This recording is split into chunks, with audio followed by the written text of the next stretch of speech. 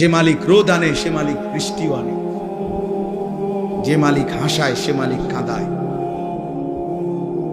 সুখ যে মালিক দেয় দুঃখ সেই মালিকে দেয়, জীবন যে মালিক দেয় মৃত্যু সেই মালিকেই দেয়, সুস্থতা যিনি দেয় অসুস্থতা তিনিই দেয়, হায়াত যিনি দেয় মৌত তিনিই দেয়।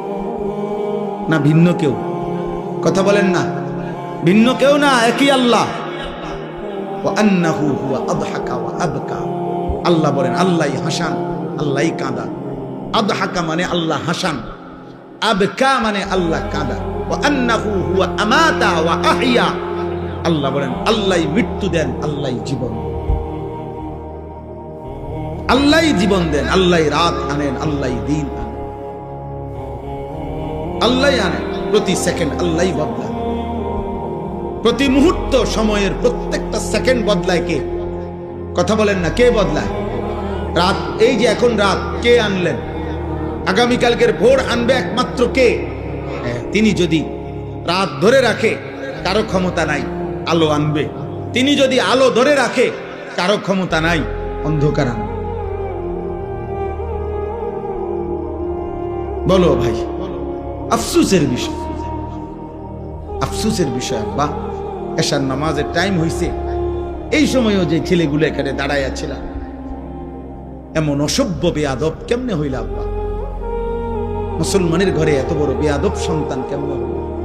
বাবার অপমান তুমি, মায়ের অপমান। নামাজ চলতেছিল, এখন ওয়াজ শুনতে আসছো। কি ওয়াজ শুনবো আব্বা?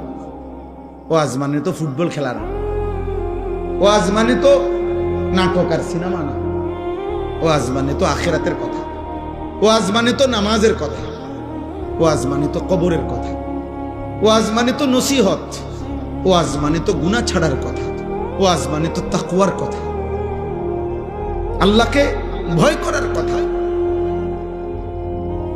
আল্লাহ আমাদেরকে বুঝ দান করে, আল্লাহ আমাদেরকে ফিকির দান করে। তোমরা একটা একটা ছেলের কাছে আমানত, কেউ একজনই বুঝো, কিন্তু এটা মনে রেখো, গুনাহ ইজ্জত দেয় না।